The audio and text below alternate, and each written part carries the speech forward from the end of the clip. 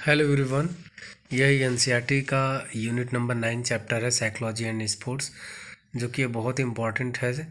क्या साइकोलॉजी यानी मनोवैज्ञानिक का स्पोर्ट्स में क्या उपयोग है। जैसा कि हम लोग देख सकते हैं कि अभी रिसेंटली जो वर्ल्ड का फाइनल मैच हुआ था इंडिया और ऑस्ट्रेलिया का, वहाँ पर लोग कह रहे थे कि इंडियन टीम जो है बहुत प्रेशर में थी, इसलिए वो जीत नहीं पाई। तो इंडियन प्रेशर टीम इसलिए थी क्योंकि अगर देखा जाए तो वहाँ पर देखा साइकोलॉजी का बहुत बड़ा रोल है। स्पोर्ट्स साइकोलॉजी का अगर बात करें तो बहुत बड़ा रोल है। वहीं पर देखिए पैट कमिंस जो था, उनका कैप्टन जो था ऑस्ट्रेलिया का, वो सीधे सीधे यही बोला था कि उनके पास 11 प्लेयर नहीं होंगे, उनके पास 12 प्लेयर होंगे, जो कि एक क्राउड जो है 12वां प्लेयर का काम करेगी, तब भी हम लोग जीतेंगे और उनके क्राउड को हम लोग खामोश कर देंगे।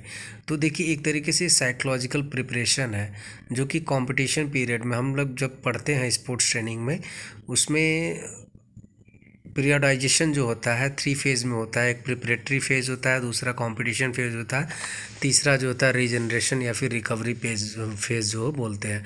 तो जो कंपटीशन फेज़ होता है उसी में साइकोलॉजिकल प्रिपरेशन किया जाता है।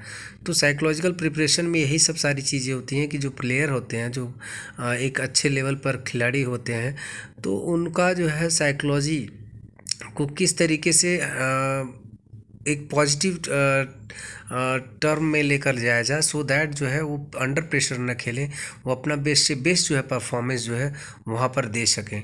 तो आज हम लोग यही देखेंगे कि साइकोलॉजी का क्या इंपॉर्टेंस है स्पोर्ट्स में।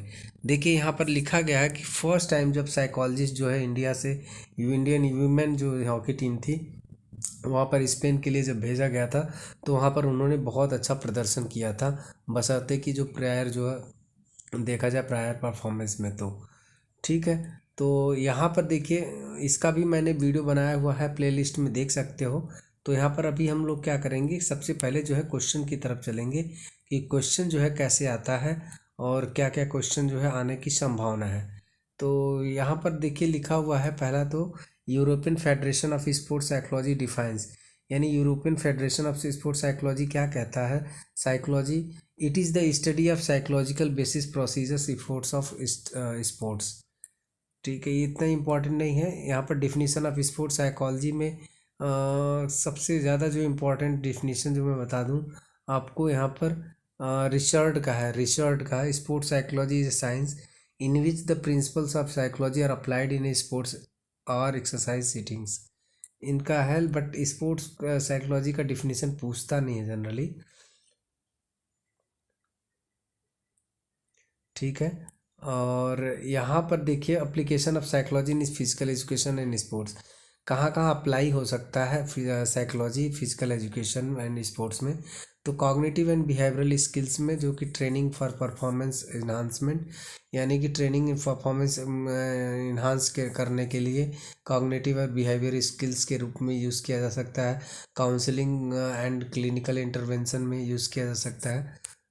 इतना ज़्यादा इम्पोर्टेंट नहीं, जो इम्पोर्टेंट है वो चीज़ें मैं आपको बता देता हूँ।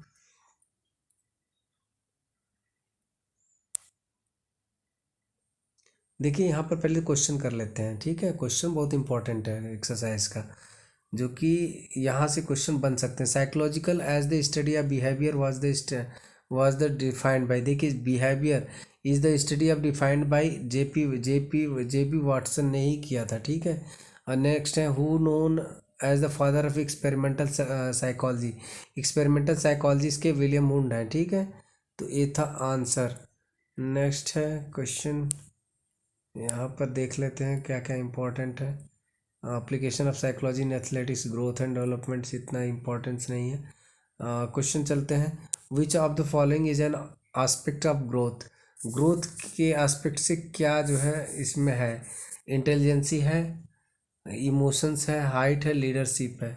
देखिए फ्रेंड्स, ग्रोथ किसका होता है, ग्रोथ जो होता है हाइट का होता है। डेवलपमेंट क्या होता है, डेवलपमेंट इंटेलिजेंसी का डेवलपमेंट होता है, इमोशंस डेवलप करते हैं। लीडरशिप स्टाइल जो है, लीडरशिप क्वालिटी जो है डेवलप करती है। तो एस्पेक्ट्स ऑफ ग्रोथ जो है केवल और केवल हाइट का होता है, वेट का होता है, इनका ग्रोथ होता है। ठीक है, ग्रोथ रेफर्स टू इसमें क्या आ जाएगा, change in emotions, no. Change in physiology, change in ability, ability भी नहीं। चेंज इन मेच्योरिटी नहीं, चेंज इन फिजियोलॉजी, फिजियोलॉजी में ही ग्रोथ होता है। Characteristics of growth and development, देखिए यहाँ पर ग्रोथ एंड डेवलपमेंट दिया है। फिजिकल में क्या है, हाइट एंड वेट है। मेंटल में क्या, थिंकिंग एंड अंडरस्टैंडिंग। सोशल में इंटरेक्टिंग विथ अदर्स। इस तरीके से है। इतना इम्पोर्टेंट नहीं है चैप्टर, जो इम्पोर्टेंट है वो मैं बता दूंगा आपको क्या क्या इम्पोर्टेंट है।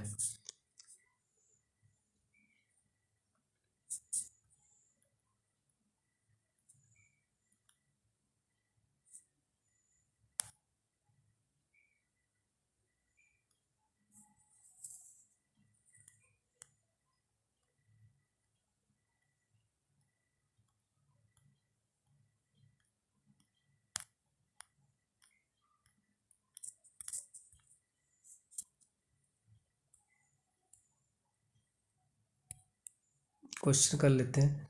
देखिए इन्फेंसी स्टेज जो होता है ना, इन्फेंसी, इन्फेंसी मतलब जो एकदम नवजात शिशु होते हैं, 0 to 2 years माने जाते हैं। Change in memory and perception are indicators of mental development, ठीक है। यहाँ पर इसका answer mental. Peer interaction and relationships reflects, peer interaction जो होता है और रिलेशनशिप्स जो होते हैं, जो आपके आपके साथ वाले होते हैं, पीयर मतलब आपके सहपाठी, आपके साथ वाले लोग जो है उनके साथ इंटरेक्शन करते हैं और संबंध बनाते हैं, तो यानी कि दोस्ती करते हैं। तो उसका क्या है, एक इमोशनल डेवलपमेंट होता है, ग्रुप डायनामिक्स होता है, फिजिकल ग्रोथ, फिजिकल ग्रोथ तो एकदम नहीं होगा। मॉरल वैल्यूज़ यहाँ कोई बात नहीं की गई है। इमोशनल डेवलपमेंट्स यहाँ पर नहीं होगा, ज़्यादातर ग्रुप डायनामिक्स होगा, ठीक है। यानी ग्रुप में आप आगे बढ़ रहे हो पीयर के। तो ये था friends adolescence problem and their management. Self identity का से आइडेंटिटी क्राइसिस होता है। ये सब जो है हायर चैप्टर में आप पढ़ने को मिलेगा आपको। इसमें ज़्यादा वो नहीं है, इम्पोर्टेंट नहीं है, बट जो इम्पोर्टेंट है उसको मैं बता देता हूँ आपको। देखिए हाँ, इसमें एक चीज़ इम्पोर्टेंट है।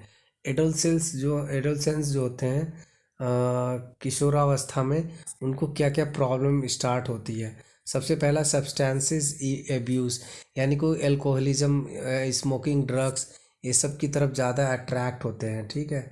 एक तरीके इनको मैनेजमेंट करने के लिए कॉग्निटिव टेक्निक्स है, बिहेवियरल टेक्निक्स है, यानी कि संज्ञानात्मक जो है तकनीकी है और व्यवहार वाला जो है तकनीक है। ईटिंग डिसऑर्डर बहुत इंपॉर्टेंट है, और देखिए एग्ज़ाम में, हर एक एग्ज़ाम में आपको ईटिंग डिसऑर्डर मिलेगा। एक कब आता है, एडोलसेंस, यानी कि आपका जब किशोरावस्था एज होता है तब ये आता है। एनरोक्सिया नर्वोसा और बुलिमिया नर्वोसा, ये बहुत बार आता है, भर भर के क्वेश्चन इसमें से एक क्वेश्चन जो है बनता है। एनोरेक्सिया नर्वोसा में क्या होता है, एक तरीके से जो होता है मान लीजिए आपने देखा होगा कि लोग जो है एक अच्छा दिखने की कोशिश करते हैं, लिन एंड थिन, स्लिम ट्रिम दिखना कोशिश करते हैं, जैसा कि मॉडल जो दिखते हैं। तो वो क्या करते हैं, उन खाने जो है कम खाएंगे और बहुत कम डाइट लेंगे, जिससे कि उनकी जो है फिजिक जो है काफ़ी ज़्यादा वेट लॉस हो जाएगा और स्लिम दिखने की कोशिश करेंगे। तो एक तरीके से डिसऑर्डर है जिसे बोलते हैं एनोरेक्सिया नर्वोसा। बुलिमिया नर्वोसा में देखिए बिंज ईटिंग होता है, बिंज ईटिंग पैटर्न होता है due to depressions and other psychological fluctuations आते हैं इसमें, ठीक है। बुलिमिया नर्वोसा में एक तो आदमी जो होता है बिंज ईटिंग होती है। बिंज ईटिंग पैटर्न्स मतलब होता है कभी ज़्यादा खा लिया, कभी एकदम उल्टी कर दिया, इस टाइप से होता है। तो एक तरीके से आपको याद क्या करना है क्वेश्चन में, ईटिंग डिसऑर्डर में क्या क्या होता है। एनोरेक्सिया नर्वोसा बोलते हैं, बुलिमिया नर्वोसा। एनोरेक्सिया नर्वोसा में एकदम लीन एंड थिन होते हैं, डाइट एकदम कम से कम लेंगे, जितनी ज़रूरत होती है उससे भी कम लेंगे, तो ताकि वो लीन एंड थिन दिख सकें, ठीक है। तो ये एनोरेक्सिया नर्वोसा होता है। तो ये था फ्रेंड्स, और इसमें ज़्यादा नहीं है इम्पोर्टेंट, जो इम्पोर्टेंट है मैं बता दिया हूँ आपको।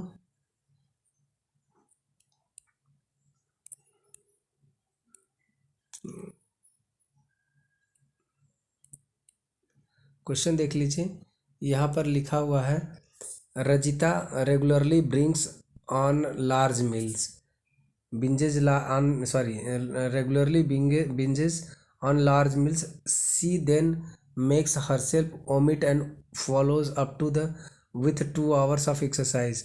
Rajitha is most likely suffering from which of eating disorder.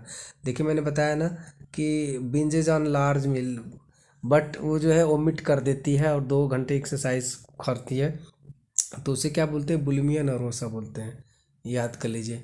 Early adolescence period जो होता है, देखिए इन्फेंसी में 0 to 2 होता है।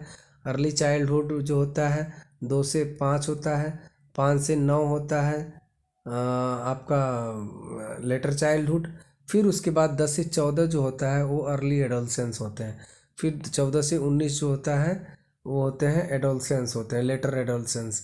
फिर उसके बाद होता है एडल्टहुड, इस तरीके से आता है, तो 10 से 14 साल होता है। Which one of the following is not a problem related to the adolescence. Adolescence के में कौन सा प्रॉब्लम नहीं है, नॉट पूछा है। एडोलसेंस में ईटिंग डिसऑर्डर अभी मैंने बताया आपको।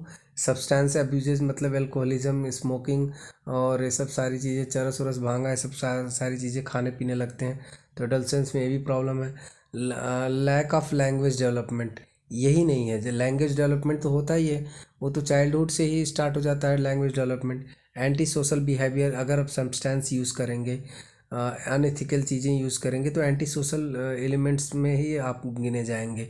तो इस तरीके से लैक ऑफ लैंग्वेज डेवलपमेंट जो है नहीं होता है, जो कि गलत है। ठीक है, ये आंसर था। तो यह था फ्रेंड्स यूनिट नंबर 9। जैसा कि मैंने आप लोगों को प्रॉमिस किया था कि आपके बिहार का एग्ज़ाम जब भी होगा टीचर वाला, उसमें मैं 11th 12th एनसीईआरटी पूरा का पूरा कवर कर दूंगा, सो दैट आप लोगों को 80 क्वेश्चन में से कम 75 क्वेश्चन का आप टारगेट लेकर चलिए और अपनी प्रिपरेशन को ऐसे ही आगे बढ़ाइए। ठीक है, तो अब अगला जो यूनिट मैं बताऊँगा वो आपको यूनिट 10 बताऊँगा। So thanks for watching friends, have a nice day.